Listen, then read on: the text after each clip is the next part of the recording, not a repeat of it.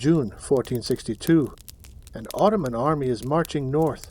60,000 men, maybe more, soldiers, cannons, camels, loaded with supplies, the largest force most of these men have ever seen, led by the most powerful sultan in the world.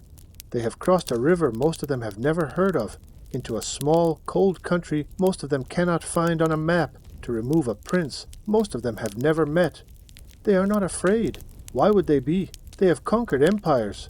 Then, near the capital city, a soldier near the front of the column stops walking. He's looking at the horizon.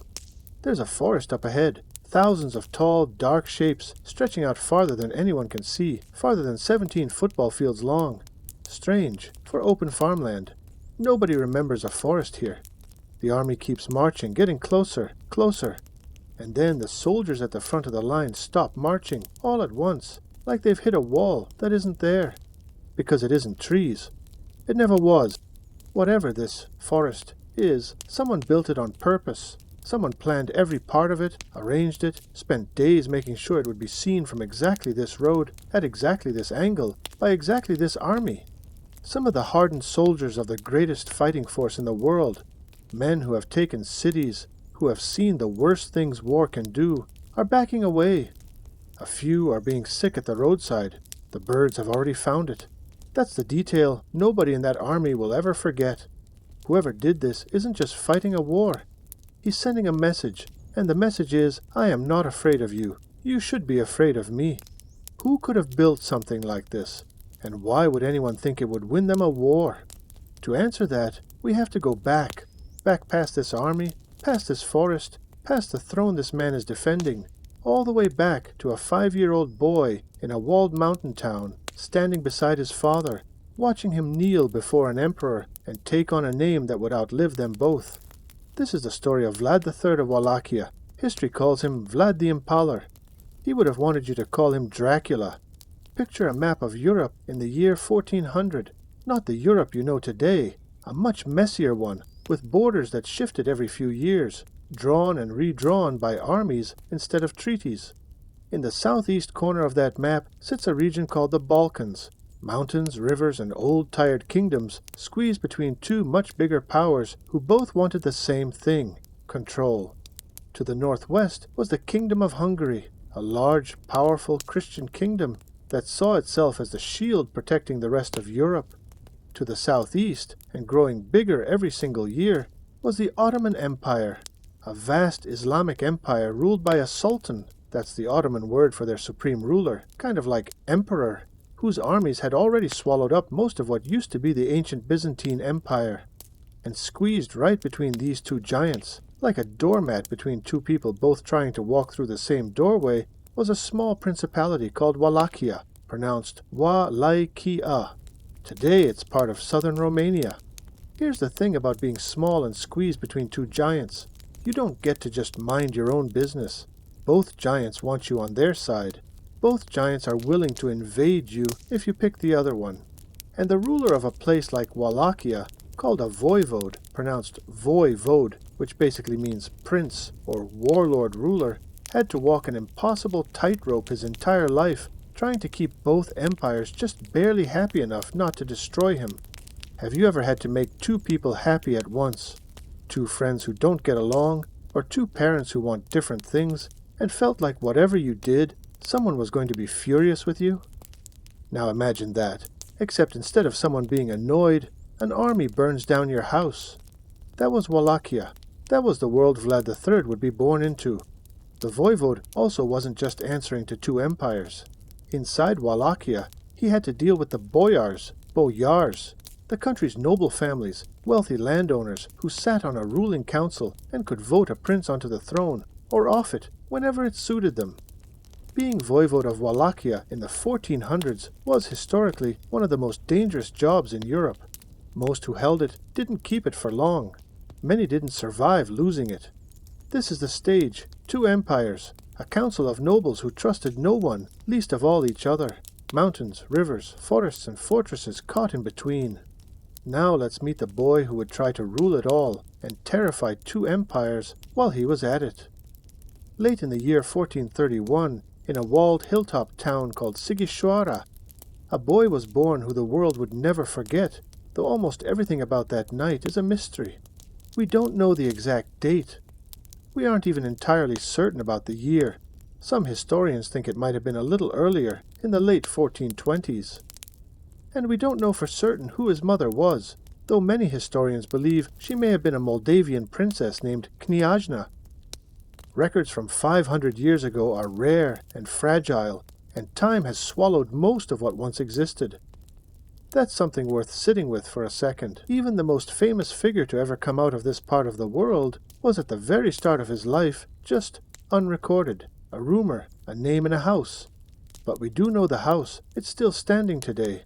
The building where Vlad was very likely born, on a narrow cobbled street once called Tin Street, is still there in Sighișoara, nearly 600 years later. You could walk past it today.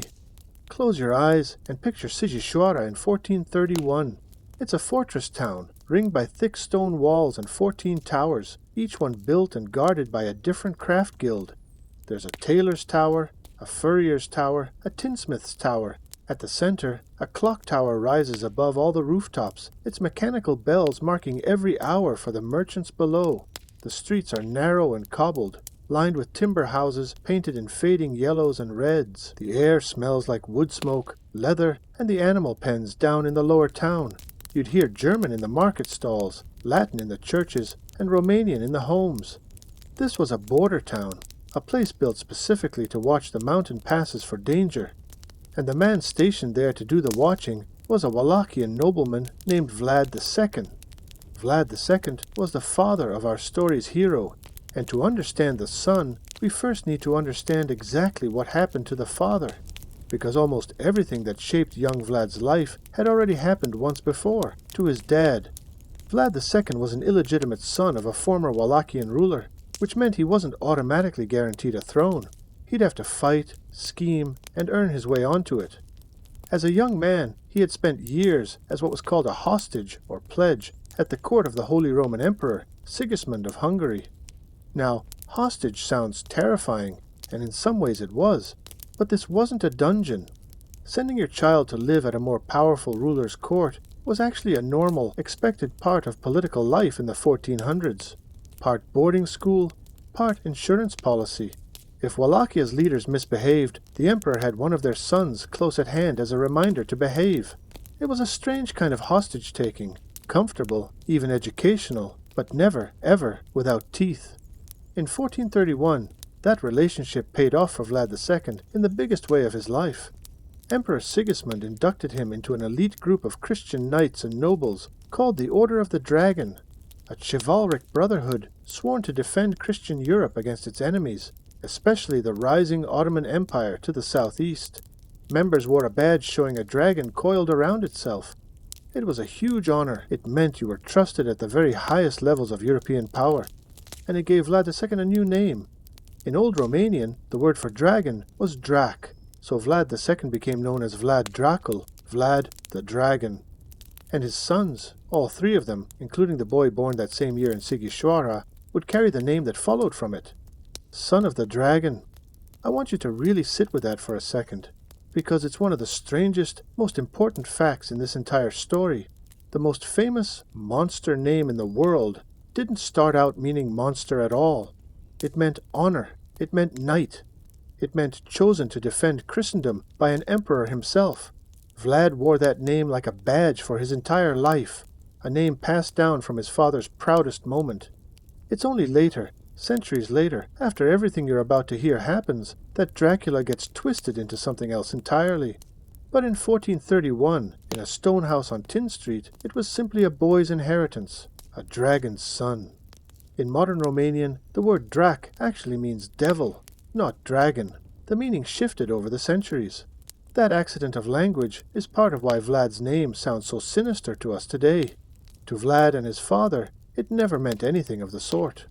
At age 5, when his family finally moved south to take up the throne of Wallachia itself, young Vlad began the training expected of every noble boy of his time and station. Horsemanship, swordplay, archery, wrestling, hunting, court manners, and, because this was a border family, always watching for the next invasion, real strategy and real weapons. He would have heard about the new gunpowder cannons just starting to change how wars were fought across Europe. He studied reading, writing, mathematics, history, and the delicate, dangerous art of politics that his whole family lived inside of. He was, by all accounts, a serious child, not the golden, easy charm kind of boy who lit up a room, the kind who watched, who noticed things, who remembered.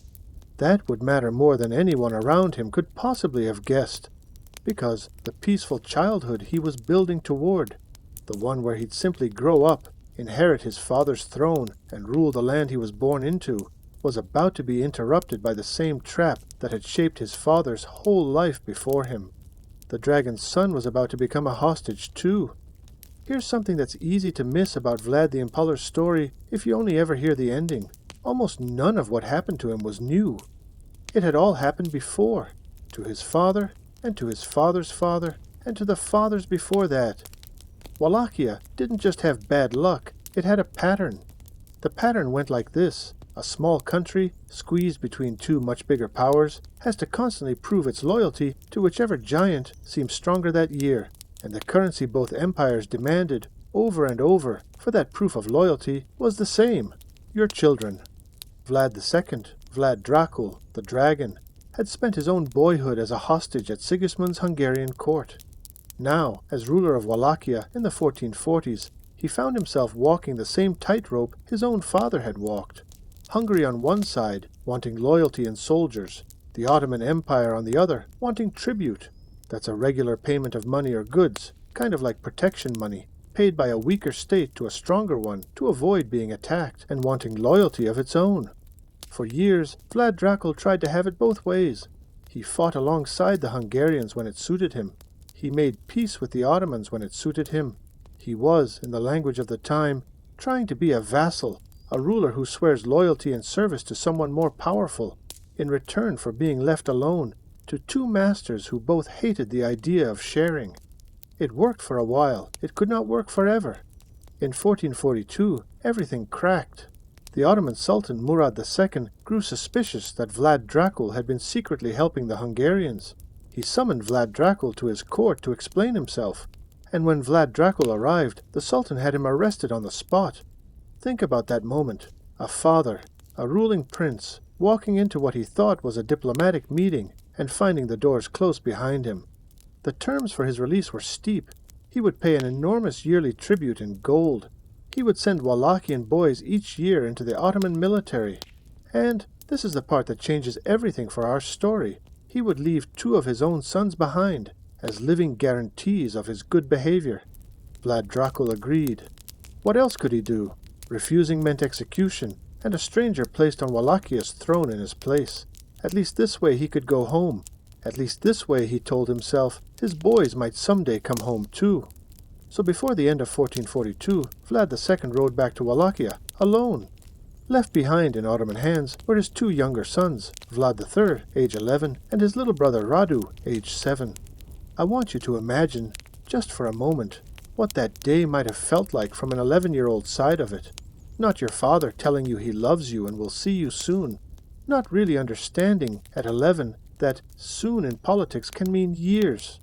Just your father getting smaller and smaller as he rides away, and a court full of strangers, speaking a language you don't fully understand yet, closing in around you and your baby brother instead.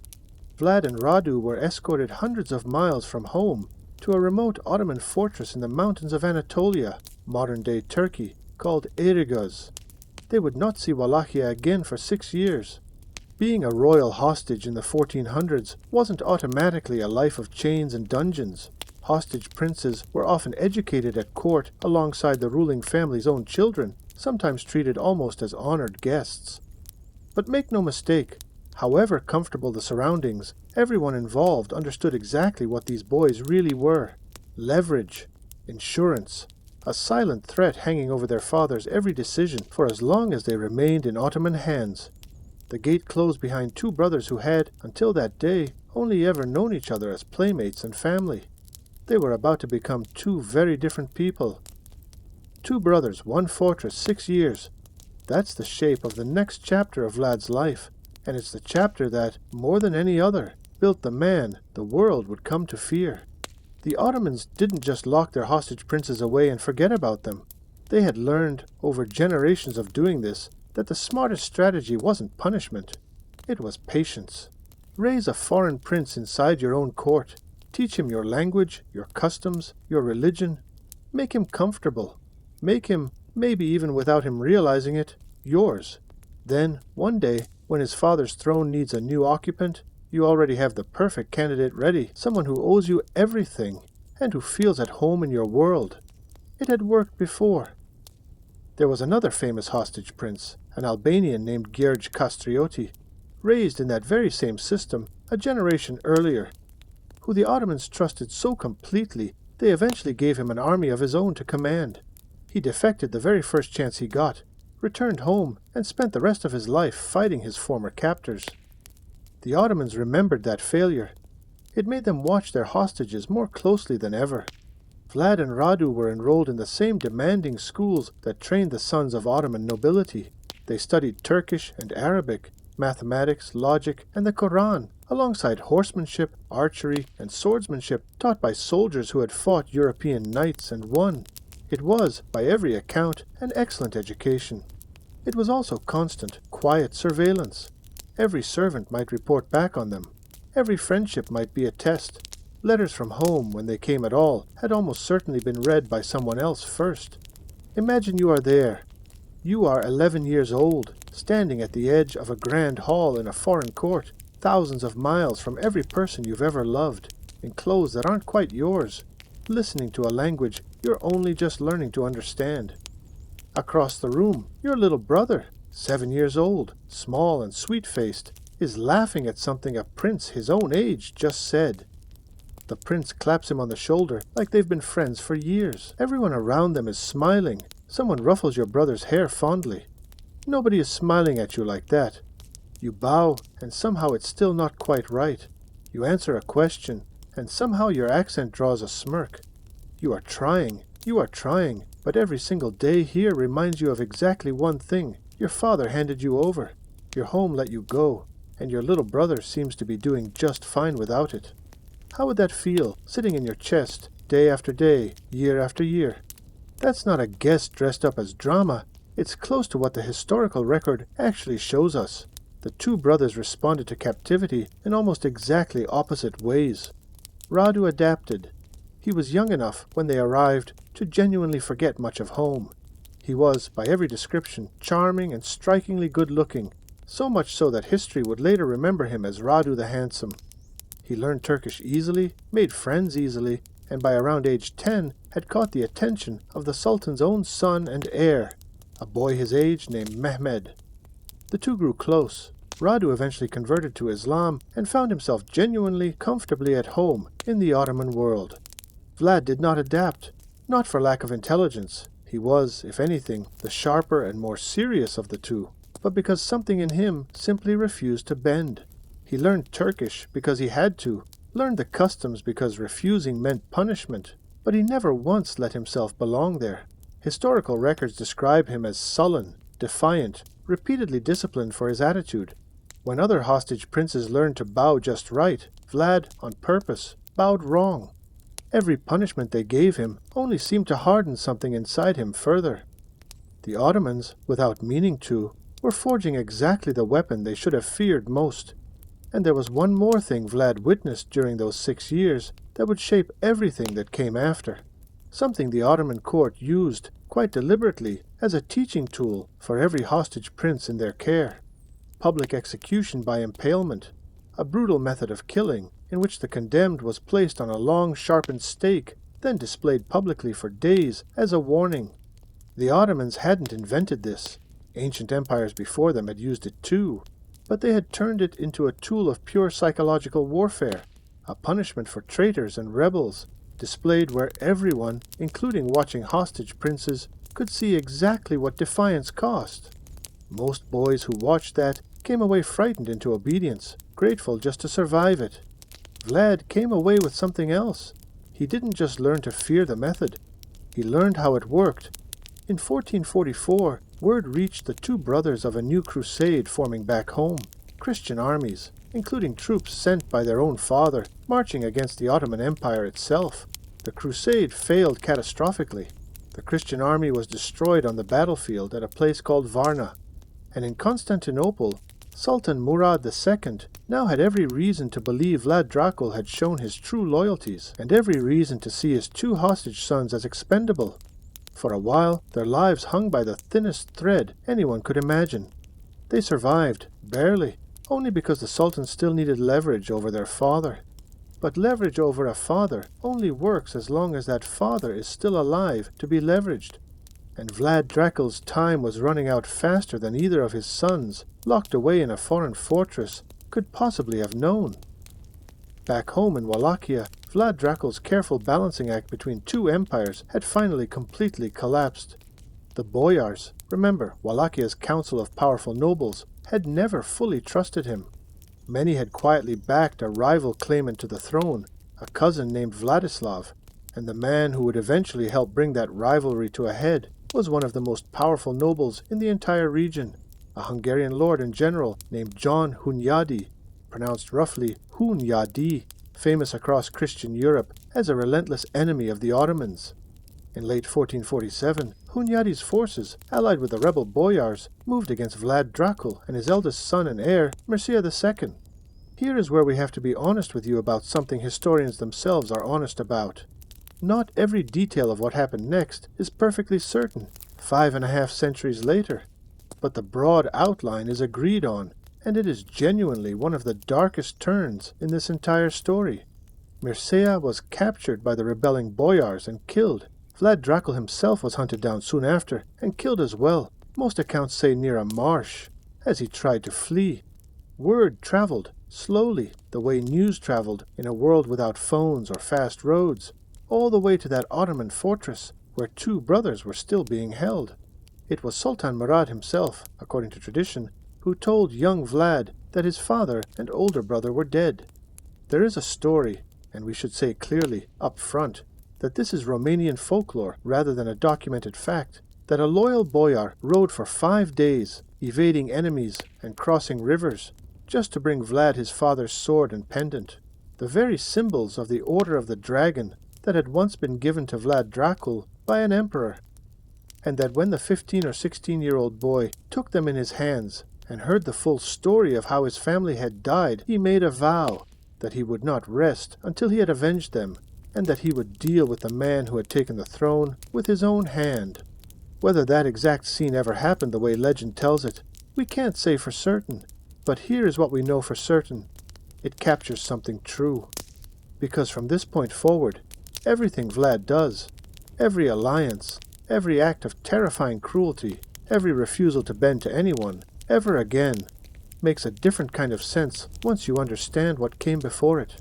Think about the position this teenage boy suddenly found himself in. His father, dead, betrayed by his own nobles. His older brother, the one who should have inherited everything, dead too, before he'd even had the chance to rule. His little brother, happily, permanently at home in the court of the very empire that had held them both hostage for years. A brother he must have felt he was already losing, even though Radu was still alive. And Vlad himself, no longer just a hostage. Suddenly he was the last legitimate heir of his entire family line. Suddenly, whether he wanted it or not, he was next. Losing everything, just as you're on the edge of becoming an adult, and having no choice but to grow up faster than anyone your age should ever have to. Does that sound impossible to imagine? It shouldn't. Something like it happens to real kids today, when a family is suddenly torn apart by loss, and the ones left behind have to become the strong one before they're ready.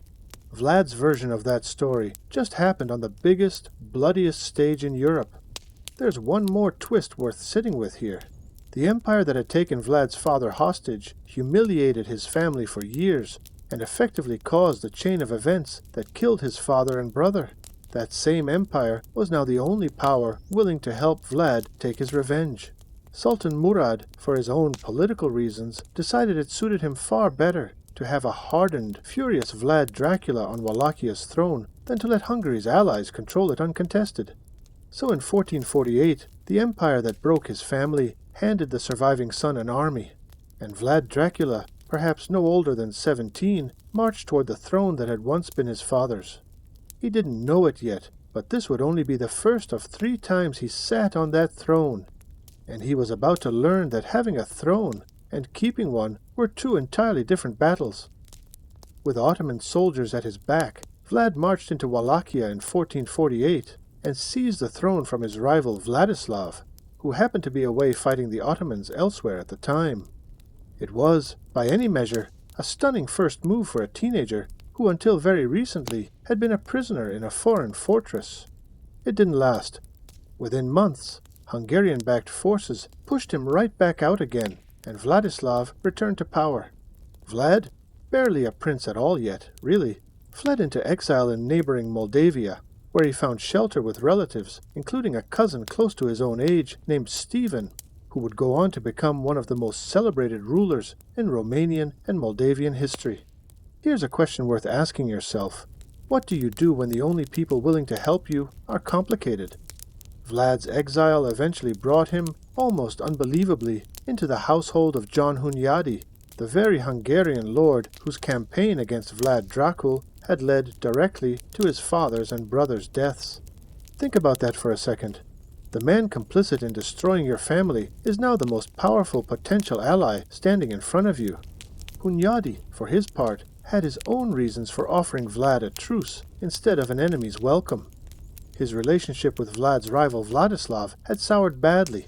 Vladislav had failed to support Hunyadi's forces at a disastrous battle against the Ottomans, a betrayal Hunyadi never forgave, and Hunyadi recognized something valuable in the furious young exile standing before him.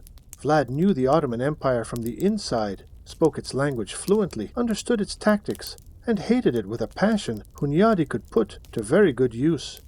Vlad needed protection and a path back to power. Hunyadi needed someone who genuinely, personally despised the Ottomans and who could help him fight them. Neither man forgot what stood between them, but each had exactly what the other needed. This is one of the most quietly grown-up moments in Vlad's entire story, and it's worth pausing on because it's a kind of truth that applies far beyond medieval Wallachia. Sometimes surviving means working alongside someone who hurt you or your family, because the alternative, facing the world completely alone, is worse. It doesn't mean forgiving them. It doesn't mean forgetting. It means making a hard, yet clear-eyed choice about what you need in order to get where you're going. Vlad swore loyalty to the Hungarian crown, served under Hunyadi's wing, and spent the early 1450s learning, waiting, and watching his moment approach. That moment finally came in 1456. By 1456, the world around Vlad had shifted dramatically. 3 years earlier, in 1453, the Ottoman Empire, now led by a new sultan, Vlad's own former childhood companion from his hostage years, Mehmed II, had done the unthinkable. They had conquered Constantinople itself, the ancient capital of the Byzantine Empire, ending an empire that had lasted over 1,000 years. All of Christian Europe was shaken. Everyone now understood that Mehmed's ambitions didn't stop at Constantinople's walls. Hunyadi, old and weathered from decades of fighting the Ottomans, made one final stand that same year, a desperate defense of the fortress city of Belgrade, which succeeded against incredible odds. It would be his last great victory.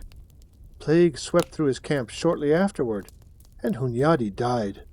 Vlad, meanwhile, had a different mission: harass and weaken his rival Vladislav, who still occupied the Wallachian throne, tying down forces that might otherwise have gone to defend against the Ottomans elsewhere. As Vlad crossed into Wallachia that summer to finally settle his long rivalry once and for all, he looked up and saw something burning in the night sky, a comet, streaking overhead with a long glowing tail. That comet was Halley's Comet, the same one you might have heard of today, the one that swings past Earth roughly every 75 years. In 1456, people across the entire world looked up and saw it, and most everyone interpreted it as an omen of something enormous about to happen. Vlad took it as a sign that victory was coming, and after he won, he had his new coins minted with the image of a 5-tailed comet stamped right onto them, a permanent reminder of the moment he believed the universe itself had marked as his. The confrontation between Vlad and Vladislav came outside the Wallachian capital, Targovište, pronounced Turgoveshte.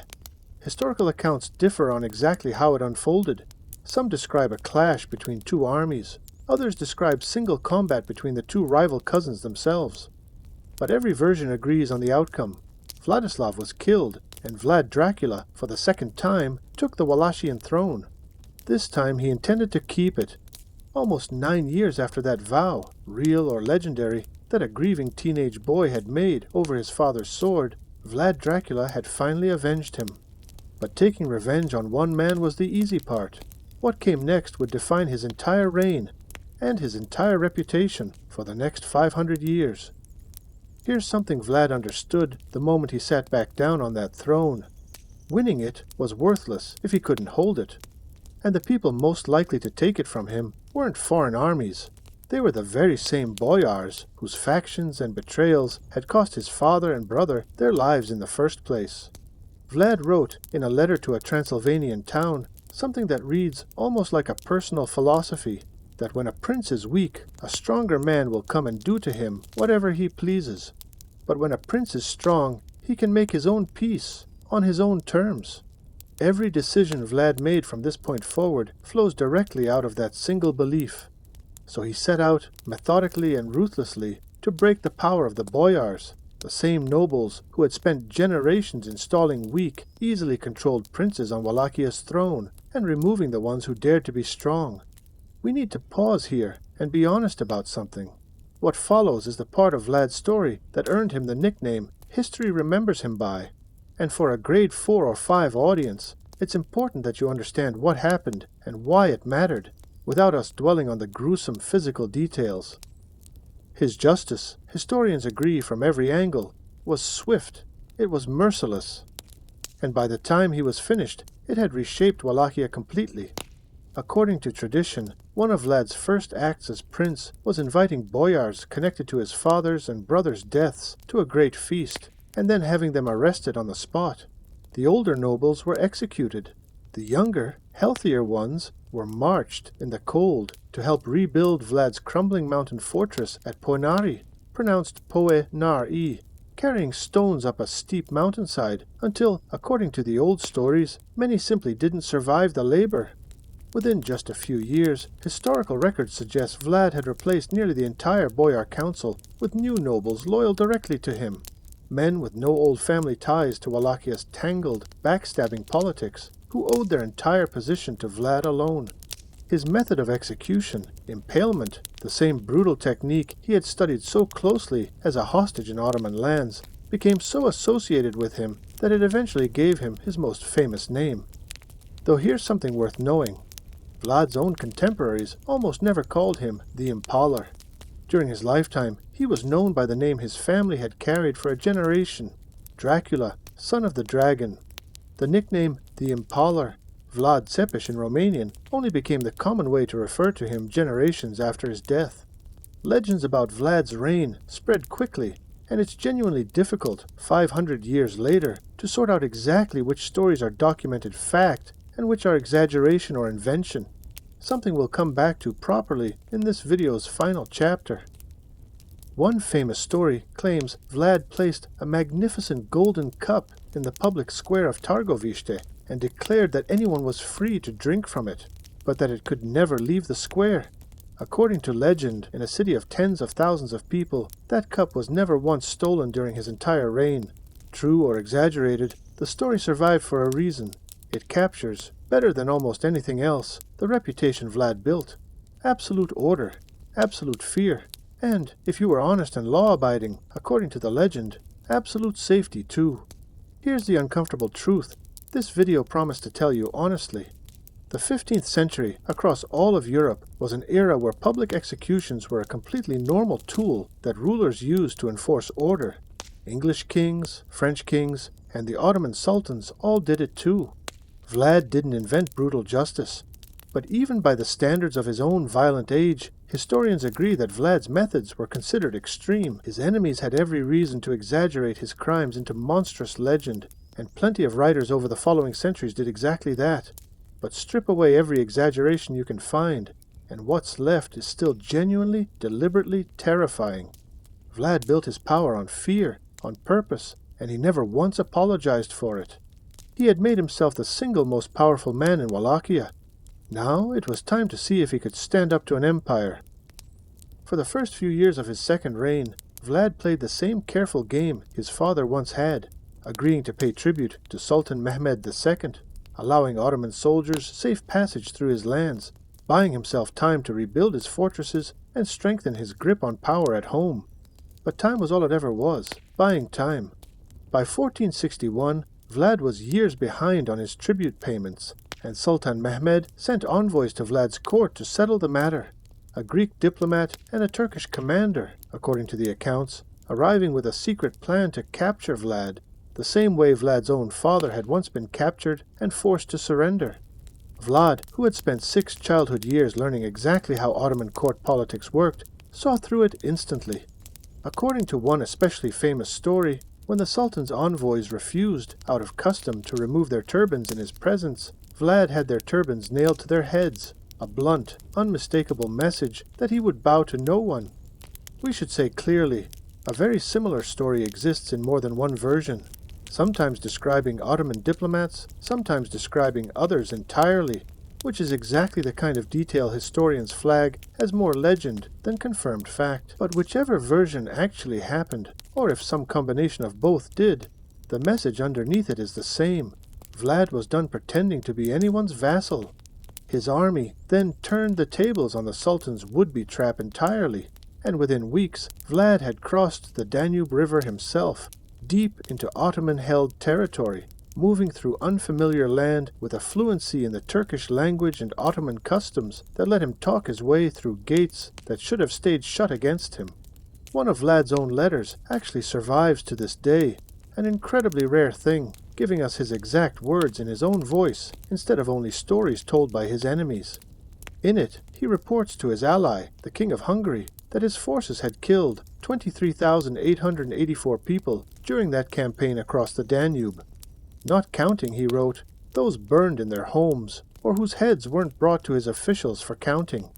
It's a staggering number by any measure, and historians still debate how precisely accurate it is, but it's genuinely one of the only moments in this entire story where we get to hear Vlad describe his own actions in his own words, rather than through the eyes of someone who feared or hated him. He closed that same letter with a warning that this meant open war with Mehmed now, and that when the weather turned in spring, the Sultan would come north with everything he had. He was right. This is the moment where our cold open began. In the spring of 1462, Sultan Mehmed II crossed the Danube with an enormous army. Most estimates put it somewhere between 60 and 150,000 soldiers, backed by more than 100 cannons. It remains, even today, one of the largest military forces the Ottoman Empire had ever assembled. Riding with that army, commanding a cavalry unit of his own, was Vlad's younger brother. Radu the Handsome had come home, not to help Vlad, but to replace him. Vlad could not hope to win a straight, open battle against a force that size. He knew it. So instead, he did something that would prove far more effective and far more terrifying than any battlefield charge could have been. He ordered the evacuation of entire villages in the invading army's path. People and livestock moved into the mountains, farmland burned behind them, wells and rivers fouled, so the Ottoman army would find nothing but ash and poisoned water waiting for them. Historical accounts even describe him deliberately sending the sick and dying into villages the Ottoman army would pass through, hoping disease would weaken them as much as any weapon could. It was, in modern terms, a devastating combination of scorched earth tactics and germ warfare, brutal but strategically brilliant, and it worked. Vlad simply refused to give Mehmed's massive army anything to conquer, occupy, or even feed itself with. Then, on the night of June 17th, 1462, Vlad launched one of the boldest gambles of his entire life. Imagine you are there. You're crouched in darkness on a mountainside above the Ottoman camp, thousands of tents stretching out below you, campfires flickering in long, orderly rows, the largest army you have ever seen, fast asleep just a few hundred meters away. Somewhere down there, according to your scouts who slipped in and out, speaking flawless Turkish, maybe even Vlad himself in disguise, according to legend, is the Sultan's own tent. If you can reach it in the chaos, if you can strike fast enough, you might end this entire war tonight with a single blade. You give the signal. Your men explode down the mountainside in 2 waves, screaming, torches and swords, cutting through canvas and confusion. For a few wild minutes, you're winning. Hundreds of Ottoman soldiers are cut down before most of them can even find their weapons. You cut your way toward the tent you believe is the Sultan's. You throw back the flap. It's empty. Vlad's night raid, remembered today as the night attack on Targovishte, very nearly worked. He'd guessed wrong about which tent was Mehmed's by only the smallest margin, and the Sultan escaped completely, unaware how close he'd come to death. As dawn broke, Vlad withdrew his forces back into the mountains, and the shaken Ottoman army regrouped. Some of Mehmed's own soldiers reportedly wanted to turn back that very morning, badly rattled by how close disaster had come in the dark. Mehmed refused and pushed the army forward toward the capital. That's when they saw it.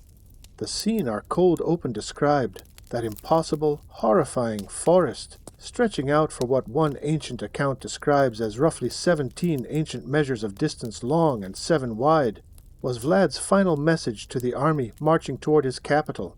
The remains of Ottoman prisoners taken during his earlier Danube campaign, arranged in careful, deliberate rows on public display for the approaching army to find. Estimates of how many people were displayed there vary enormously depending on the source, from several thousand into the tens of thousands, and we genuinely cannot know the true number with certainty. Many of the accounts describing it come from writers hostile to Vlad, who had every reason to exaggerate the horror as much as possible. But every surviving account, hostile or not, agrees on one thing. It was constructed specifically to be seen by this army, arranged with careful, deliberate intention, and it shook even battle-hardened Ottoman soldiers to their core. One especially striking account claims that Mehmed himself, staring at what Vlad had built, said something close to this, that it wasn't possible to take a country away from a man capable of doing such things. A man with, in his words, a terrifyingly complete understanding of how to rule. Even his enemy, in other words, recognized what Vlad had accomplished. Fear deployed with total precision as a weapon in its own right. But recognizing Vlad's power didn't mean Mehmed gave up. It meant he changed his strategy. He didn't need to defeat Vlad directly. He had something better than an army. He had Vlad's own brother, ready and waiting to take the throne the moment Vlad's support ran out. And Vlad's support was about to run out very, very fast. Years of executing boyars in mass numbers had bought Vlad total control, but it had also left him with almost no allies among Walachia's remaining nobility.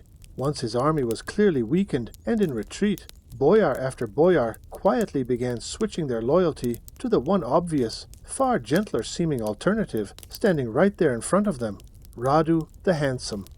Radu wasn't the fighter his older brother was, but he didn't need to be. He was a skilled, charming diplomat, offering Walachia's exhausted nobility a way out of Vlad's reign of terror, even if it meant becoming, quite openly, an Ottoman-backed ruler instead.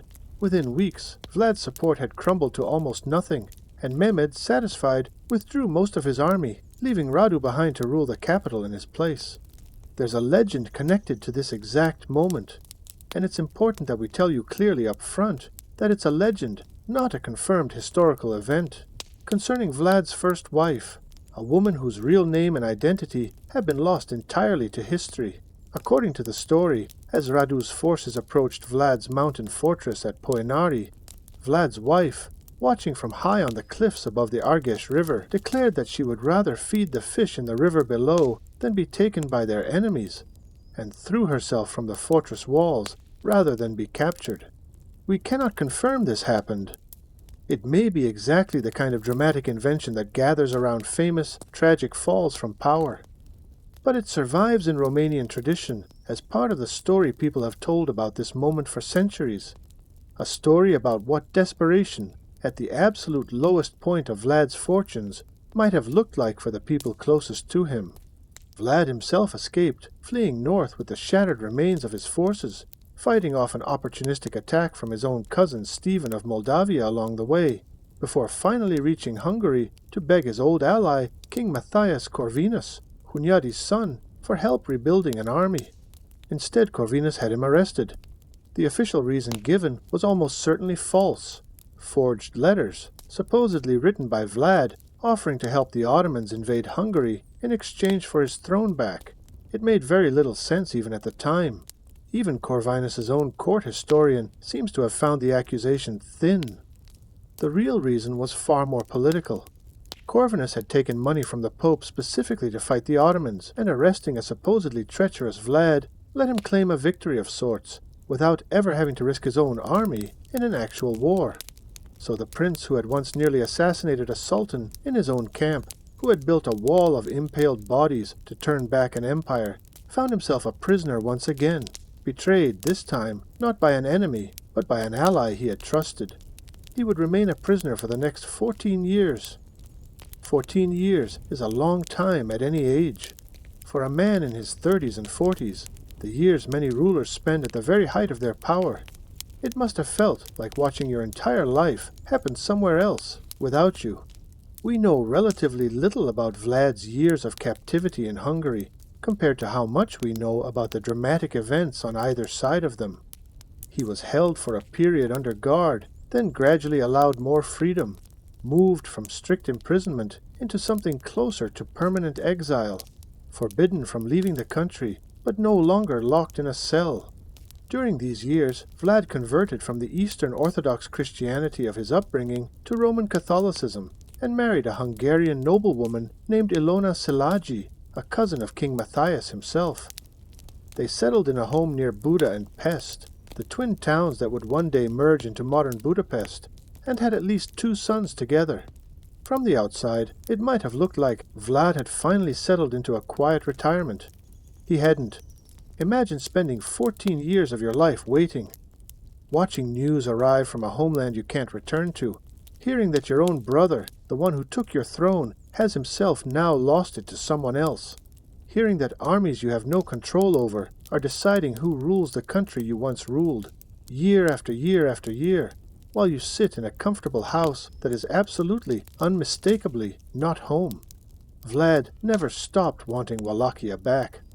Little by little, King Matthias began giving his old ally-turned-prisoner a longer leash, bringing Vlad along on military campaigns against the Ottomans elsewhere, testing whether he could truly be trusted again. By the mid-1470s, word reached Vlad that his brother Radu had died, and that Wallachia's throne had passed to yet another Ottoman-backed ruler entirely, a man named Basarab Laiota. Vlad, now nearing 50 years old, was the last surviving legitimate son of Vlad Dracula. If he was ever going to reclaim what his family had lost, it would have to be now. In 1476, with the backing of King Matthias and an army raised alongside a Transylvanian commander named Stephen Bathory, Vlad marched on Wallachia one final time. He barely had to fight for it. Basarab Laiota's forces fled the moment Vlad's army approached, and in November of 1476, for the third and final time in his life, Vlad Dracula sat on the throne of Wallachia. Think about everything this moment represented. He had been a hostage, an exile, a prince, a prisoner, and a general. He had fought under the banners of the Ottomans, the Hungarians, the Moldavians, and the Pope. He had lost his father, his older brother, possibly his first wife, his throne, twice, and 14 years of his own life. And here he was again, nearly 50 years old, back exactly where the whole story began. It would last 2 months. Almost immediately after reclaiming his throne, Ottoman forces moved against him again, seeking to reinstall Basarab Laiota as a more cooperative, pro-Ottoman ruler. Vlad, with only a small force compared to the army bearing down on him, made his stand. And here, in the final chapter of Vlad's life, history itself goes quiet. We simply do not know, with any real certainty, exactly how he died. The most widely repeated account says he died fighting in battle against the Ottomans, sometime in the winter of 1476 into 1477, and that his head was cut off, preserved, and sent to Constantinople as proof to Sultan Mehmed that his old rival was finally truly gone. Other accounts suggest he may have been betrayed and killed by Wallachian boyars, the same class of nobles he had spent his entire reign trying to crush, rather than falling in open battle at all. Still others describe a hunting accident, or confusion in the chaos of a losing battle, where allies and enemies became impossible to tell apart in the moment. Historians today genuinely disagree on which version is closest to the truth, and it's entirely possible we will never know for certain. What we do know is that by January 10th, 1477, Vlad III of Wallachia, Vlad Dracula, son of the dragon, 3 times prince, twice a prisoner, and the single most feared name on either side of the Danube, was dead, somewhere between his late 30s and late 40s, depending on which uncertain birth year you believe. His body, tradition holds, was carried to a monastery for burial. But even that, even something as simple as where he was laid to rest, would turn out to be its own 500-year-old mystery. Vlad's actual reign, across all 3 of his brief periods in power, added up to less than 7 years total.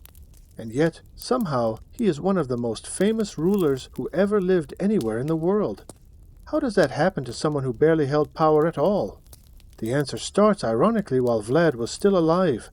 Vlad's massacres of Saxon German settlers in Transylvania had lasting consequences he probably never anticipated.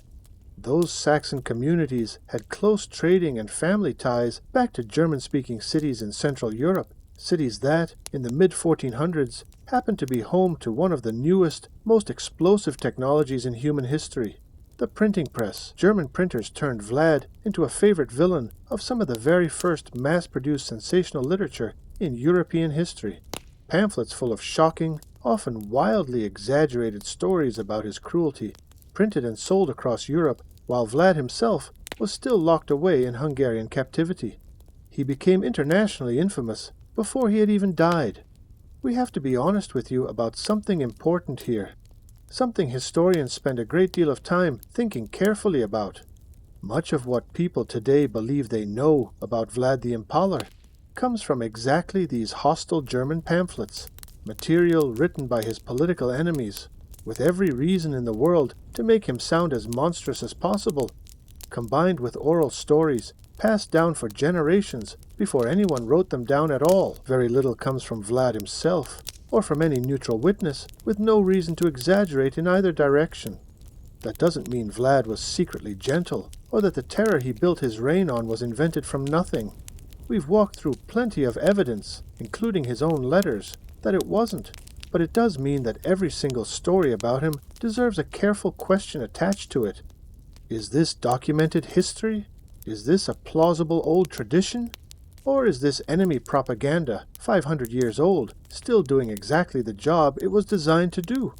That question, verified history, plausible legend, or hostile propaganda, might honestly be one of the most useful things this entire video can teach you, because it doesn't just apply to a 15th century Wallachian prince. It applies to almost everything you'll ever be told about anyone for the rest of your life. Nearly 400 years after Vlad's death, an Irish writer named Bram Stoker was researching a Gothic horror novel and came across the name Dracula in his reading about Eastern Europe. Bram Stoker did shockingly little actual research into the real historical Vlad, mostly just borrowing the name and a handful of surface details, while inventing almost everything else about his now legendary vampire character from his own imagination and from older vampire folklore already circulating in Europe. The real Vlad III was never, at any point in history, accused of being a vampire by anyone who knew him. That connection is entirely Stoker's invention, published in 1897, in a novel simply called Dracula. That one novel would go on to create one of the most recognizable fictional characters in the entire world, and would permanently, almost completely, rewrite how most people outside Romania think about the real historical man whose name it borrowed. A 2023 scientific study analyzed 3 surviving letters that Vlad actually wrote and signed himself, extracting ancient biological traces preserved on the paper for over 5 centuries. Researchers found no evidence of animal meat proteins at all, suggesting Vlad may have eaten a mostly plant-based diet, likely not by choice, but because meat was genuinely scarce in his cold, war-torn corner of 15th century Europe. It's a strange, almost funny footnote to attach to history's most infamous monster, the real Impaler. Quite possibly, barely ate meat, let alone anything else the old legends accused him of. And then there's the question of where exactly Vlad's body actually is, a mystery that, remarkably, is still actively being investigated today. Tradition long held that Vlad was buried at Snagov Monastery, north of Bucharest, a small island monastery Vlad himself had helped support during his reign. But when archaeologists opened his traditional grave in the early 1930s, they found no human remains there at all, just animal bones and fragments of old cloth. The tomb that generations of visitors had venerated as Dracula's final resting place was astonishingly empty. As of 2025, a separate team of researchers in Naples, Italy, has been investigating an entirely different possibility, an elaborately carved tomb in a Naples church complex called Santa Maria la Nova, decorated with dragon imagery connected to the Order of the Dragon, which some believe, based on a partially deciphered inscription and a persistent local legend involving a daughter of Vlad's who may have fled to Italy, could conceivably be his actual burial site instead. As of this recording, no one has confirmed this claim, and many historians remain skeptical of it. It remains, quite literally, an open case. Vlad Dracula, 500 years after his death, still doesn't have a confirmed grave. And that brings us to the very last piece of Vlad's 500-year afterlife, maybe the most important piece of all. To most of the world, Vlad III is remembered, almost entirely, through the lens of horror. The Impaler, the inspiration for a vampire, a byword for cruelty. In Romania, he is remembered almost completely differently. There, Vlad is widely regarded as a national hero, a ruler who, whatever his brutal methods, stood up to the greatest empire in the world when almost every larger, richer Christian kingdom around him was too busy protecting its own interests to truly help. He defied an emperor who had already conquered Constantinople itself.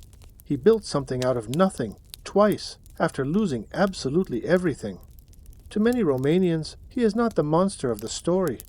He is the one who refused to let his small, squeezed, endlessly fought-over homeland simply disappear. Both of these versions of Vlad are, in a real sense, true. He really did commit acts of extraordinary cruelty against his own people as well as his enemies. That part of the story isn't propaganda, and we shouldn't pretend it is. And he really did defy an empire that terrified most of Europe, at enormous personal cost, again and again, for the rest of his life. Which one is the real Vlad? We're not going to answer that for you. We don't think anyone honestly can. Whose story is this? We started this video with an army staring at something impossible on the horizon, too afraid to keep walking toward it. We're going to end it with a different kind of question. Vlad III lived a life built almost entirely out of things that were done to him before they ever became things he chose to do himself. He didn't choose to be handed away as a hostage at 11 years old. He didn't choose to watch his little brother thrive in the very place that punished him for defiance. He didn't choose to lose his father and his brother to betrayal, just as he was becoming a man. Every single one of those things happened to a child who had no power to stop any of it. That doesn't make what he did right. Terror isn't the same thing as justice, no matter how carefully you build it, no matter what excuse sits underneath it. But maybe it makes it a little more understandable. And understanding someone, even someone who did terrible things, is different from excusing them. It's harder than excusing them, actually. It asks more of you. Here's the last thing we want you to carry out of this story with you. Vlad Dracula has been called a monster by people who never met him, writing pamphlets designed to sell copies and terrify readers. He's been called a hero by people who needed, badly, to believe their small country had once produced someone strong enough to say no to an empire. He's been turned into a vampire by a novelist who barely bothered to check his facts. And he's been turned, again and again, into whatever the person telling his story needed him to be. That's not just true about a 15th century Wallachian prince. That's true about almost every famous, complicated figure you will ever learn about for the rest of your life. History doesn't just get discovered. It gets told by someone from somewhere for some reason. And whoever tells it first, or loudest, or most dramatically, often gets to shape what everyone else believes for generations afterward. So the next time you hear a story about someone people can't seem to agree on, a hero to some, a villain to others, don't just pick a side and stop thinking. Ask the question that actually matters. Whose story is this? And why are they telling it this way? That question won't just make you better at history. It'll make you better at understanding the world you're actually living in right now.